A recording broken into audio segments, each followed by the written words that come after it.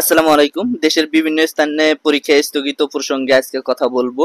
তো দেখো, এই পরিস্থিতিতে আসলেই পরীক্ষা দেওয়াটা অসম্ভব হয়ে পড়েছে। ভারী বৃষ্টিতে ফের বন্যায় বাংলাদেশের একাধিক জায়গায় এইচএসসি পরীক্ষা স্থগিত প্রসঙ্গেই মূলত আজকে কথা বলবো। তুমি তোমার পরীক্ষাটা কিভাবে স্থগিত করবা, কোথায় যেতে হবে, মূলত এই টপিকের উপর আজকে কথা বলবো। তো মূল টপিকে চলে যাব। যারা এখনো নতুন, অবশ্যই চ্যানেলটি সাবস্ক্রাইব করে পাশে থাকা বেল আইকনটি বাজিয়ে দাও। যারা ফেসবুক পেজ থেকে দেখতেছো অবশ্যই ফলো দিয়ে লাইক দিবা, কারণ একটি লাইক আমাকে নতুন আপডেট দিতে উৎসাহিত করে। দেখো, দেশের বিভিন্ন অঞ্চলে যেমন কুড়িগ্রাম বলো, সুনামগঞ্জ বলো, সিলেট বলো, এগুলা সিলেটে আপাতত পরীক্ষা স্থগিত আছে। ফের স্থগিত হওয়ার সম্ভাবনা রয়েছে। যে পরীক্ষাগুলো আছে সেগুলো স্থগিত হওয়ার সম্ভাবনা রয়েছে, কারণ সিলেটে ভয়াবহ বন্যা হচ্ছে, কুড়িগ্রামেও বন্যা হবে বা হচ্ছে, এবং কি দেশের রংপুর অঞ্চলে কিংবা গাজীপুর অঞ্চলে ভয়াবহ বৃষ্টি হচ্ছে, প্রতিদিন বৃষ্টি হইতেছে।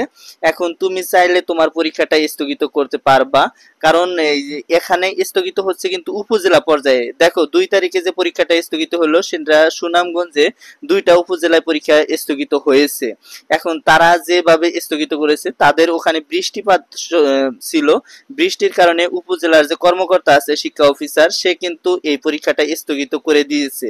তোমরা চাইলে তোমরা এই উপজেলা শিক্ষা অফিসে যেতে পারো, সেখানে গিয়ে দরখাস্ত করতে পারো। শিক্ষার্থীরা মিলে যায় দরখাস্ত করতে পারো যে আমাদের এখন প্রচন্ড বৃষ্টি, আমরা পরীক্ষা দিতে পারতেছি না, আপনি আমাদের পরীক্ষা স্থগিত করার ব্যবস্থা করেন। সে কিন্তু পরীক্ষা স্থগিত করতে পারবে, কারণ গত বছর যদি পরীক্ষা স্থগিত হয়েছে, পুরা বোর্ডের পরীক্ষা স্থগিত হয়েছে। এবার কিন্তু সম্পূর্ণ ভিন্ন নিয়ম। বোর্ড কর্তৃপক্ষ তারা বলেছে যে উপজেলায় বা যে জেলায় মানে তাদের বৃষ্টিপাত থাকবে, সেখানে পরীক্ষা স্থগিত হলেও সমস্যা নাই।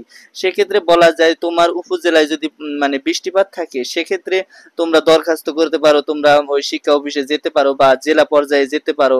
সেখান থেকে কিন্তু ওই উপজেলা বা জেলার পরীক্ষাটাই শুধু স্থগিত হবে, অন্য পরীক্ষাটা স্থগিত হবে না। তাই এটা তোমাদের জন্য বড় এক সুযোগ থাকছে। তোমরা চাইলে পরীক্ষাটা স্থগিত করতে পারো, যেহেতু সারা বাংলাদেশে প্রচন্ড বৃষ্টিপাত হচ্ছে, প্রতিদিন বৃষ্টি হচ্ছে।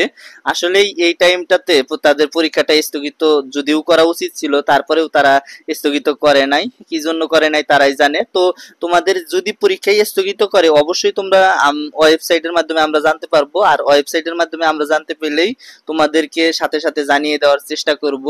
তো দেখো, তোমাদের যে এই যে বন্যা প্রস্তুতি বা বৃষ্টি মোকাবেলা করেও তোমাকে পরীক্ষা দিতে হচ্ছে, এটা কিন্তু তোমাদের জন্য খুবই একটা দুঃখজনক বিষয়। তোমরা তোমাদের যদি চাও যে পরীক্ষা স্থগিত করব, তাহলে স্কুলের যে সকল শিক্ষার্থীরা পরীক্ষা দিতে যাও, তারা অবশ্যই উপজেলায় যোগাযোগ করবা। তো সকলে ভালো থাকো, সুস্থ থাকো, সকলের সুস্বাস্থ্য কামনা করছি। ধন্যবাদ সবাইকে। আসসালামু আলাইকুম।